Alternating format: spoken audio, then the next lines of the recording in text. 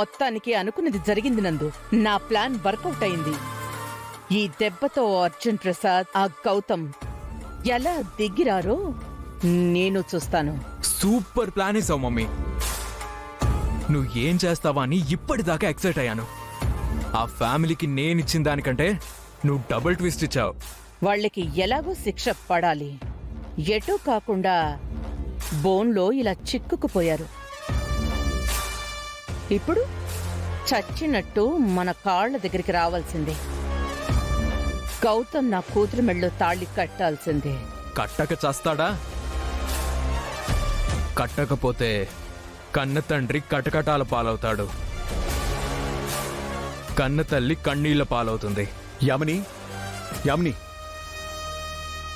ఏమైందండి? అర్జున్ ప్రసాద్ని పోలీసులు అరెస్ట్ చేశారంట.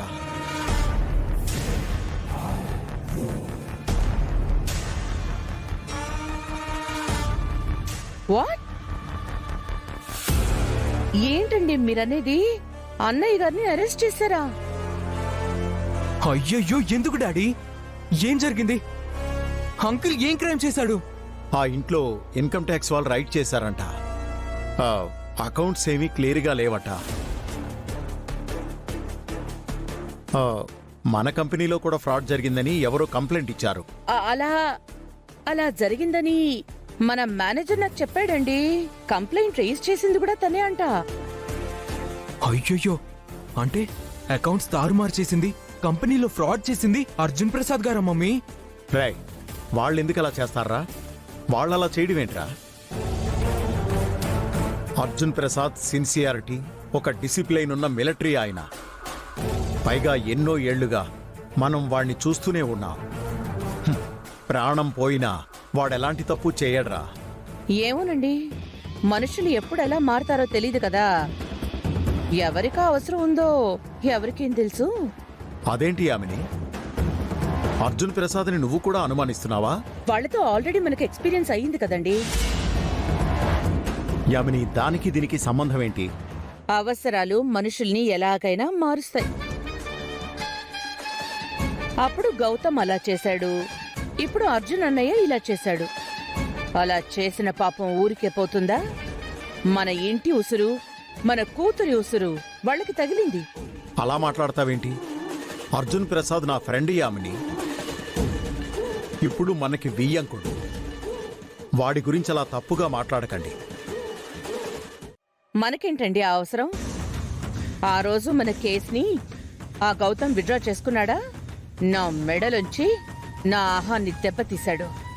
యామిని, ఆ రోజు మన తప్పుంది. ఈ రోజు అర్జున్ ప్రసాద్ తప్పేముంది? ఏ తప్పు చేయకపోతే ఎందుకు జైల్లో వేస్తారు డాడీ? ఇన్కమ్ ట్యాక్స్ వాళ్ళు, పోలీసులు అర్జున్ ప్రసాద్ అంకుల్ కి శత్రువులేం కాదు కదా. అరెస్ట్ అయిన ప్రతివాడు నేరం చేసినట్టు కాదురా. ఆపండి. ఏ రోజైతే మన కూతురి విషయంలో వాళ్ళలా చేశారో ఆ రోజే వాళ్ళకి మనకి సంబంధం తెగిపోయింది. మీ ఫ్రెండ్ అని వియ్యంకుడని వెనకేసుకురాకండి. యామిని, దానికి దీనికి ముడిపెట్టకు. ఇన్నాళ్ళు మన రెండు కుటుంబాలు ఎలా ఉన్నాయి? ఇప్పుడు ఆ కుటుంబం కష్టాల్లో ఉన్నప్పుడు మనం మౌనంగా ఉండడం కరెక్ట్ కాదు.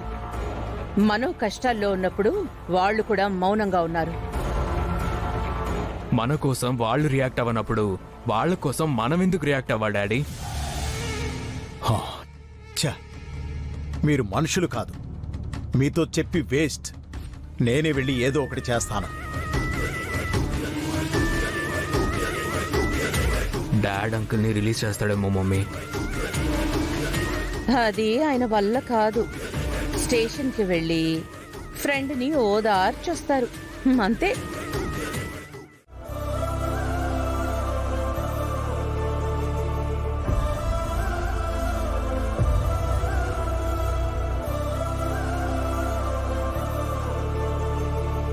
నానా, ఏంటండి ఇది? మిమ్మల్ని సెల్లో పెట్టారేంటి? ఓరి అర్జున్, ఎలాంటి వాడివిరా నువ్వు? అలాంటిది నీకిలాంటి కష్టం రావడం ఏంటి? అంతా మన కర్మరా. మనకేదో దరిద్రం పట్టుకున్నట్టుంది.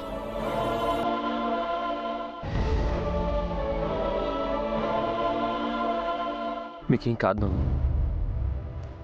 మిమ్మల్ని ఎలాగైనా బయటికి తీసుకొని వస్తాం. మీరు ధైర్యంగా ఉండండి.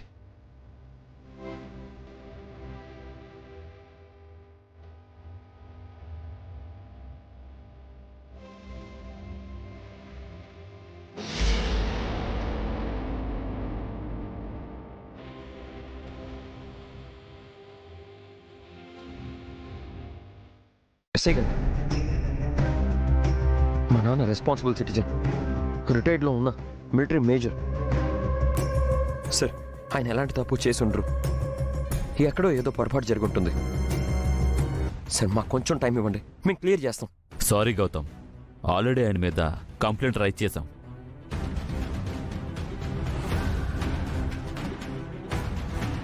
సార్ సార్ సార్ మీరు మాట్లాడండి. సార్, ఎస్ఐ గారు, అర్జున్ ప్రసాద్ గారికి స్టేషన్ బెయిల్ ఇవ్వండి. నేను షూరిటీ ఇస్తాను. ఫర్దర్ విషయాలు కోర్టు బయట సెటిల్మెంట్ చేసుకుంటాం. మీకు తెలియదేముంది లాయర్ గారు, ఇది నాన్ బెయిలబుల్ కేసు.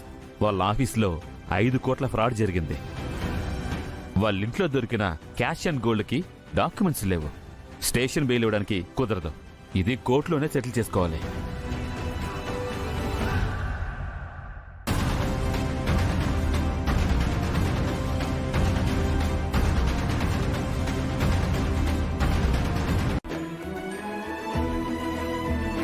రే అర్జున్,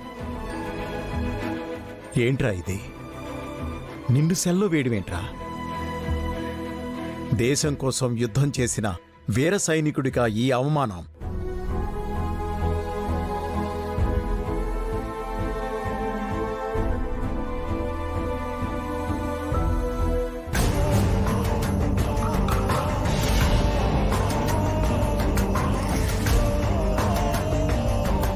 నమస్తే ఎస్ఐ గారు. అర్జున్ ప్రసాద్ నిర్దోషి.